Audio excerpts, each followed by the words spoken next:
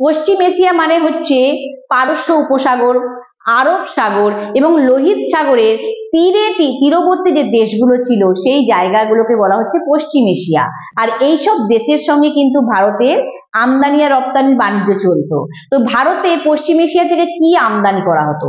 ভারতবর্ষে পশ্চিম এশিয়া থেকে আমদানি করা হতো ঘোড়া, ঘোড়া আমদানি করা হতো, হর্স যাকে বলে, কাঁচের তৈরি সামগ্রী মানে গ্লাস ওয়্যার, এবং কি শাটিনের কাপড়। শাটিনের কাপড় হলো এক ধরনের এমন কাপড় যেটা খুব মসৃণ হয়, স্মুথ হয় এবং খুব চকচকে গ্লজি একটা কাপড়। এই কাপড়টা পশ্চিম এশিয়াতেই পাওয়া যেত, বিভিন্ন দেশে মানে উৎপন্ন হতো, তৈরি করা হতো, সেখান থেকে ভারতবর্ষে আসতো। কেন আসতো?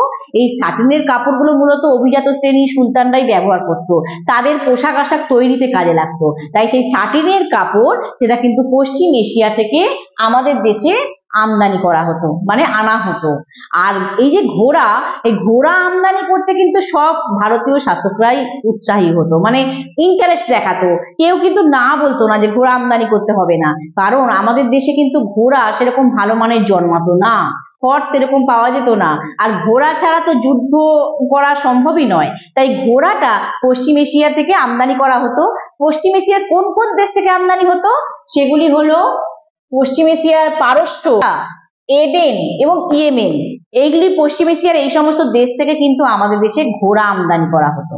ভারতবর্ষ থেকে পশ্চিম এশিয়াতে রপ্তানি করা হতো বিভিন্ন ভারতীয় বস্ত্র, মশলা। ভারতে যে সমস্ত মশলা উৎপন্ন হতো, মশলা আমরাও বাইরের দেশ থেকে মশলা আনতাম, আবার আমাদের দেশে যেগুলো উৎপন্ন হতো সেগুলো আবার বাইরের দেশে। মশলা বলতে কি, এই যে দারচিনি, লবঙ্গ, তারপরে এলাচ, হ্যাঁ, জাফরান, আর কি নীল, খাদ্যশস্য যেমন ধান, গম, জোয়ার, বাজরা, বিভিন্ন ধরনের ডাল, এগুলো সবই ভারতবর্ষ থেকে বাইরে পশ্চিম এশিয়াতে যেত, রপ্তানি করা হতো।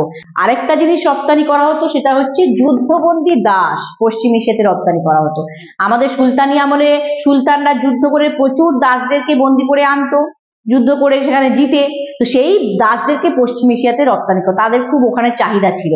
তো সেই যুদ্ধবন্দী দাস বা প্রিজনার অফ ওয়ার যাকে বলে, সেই যুদ্ধবন্দী দাসদের কিন্তু পশ্চিম এশিয়াতে রপ্তানি করা হতো বা ইম্পোর্ট করা হতো।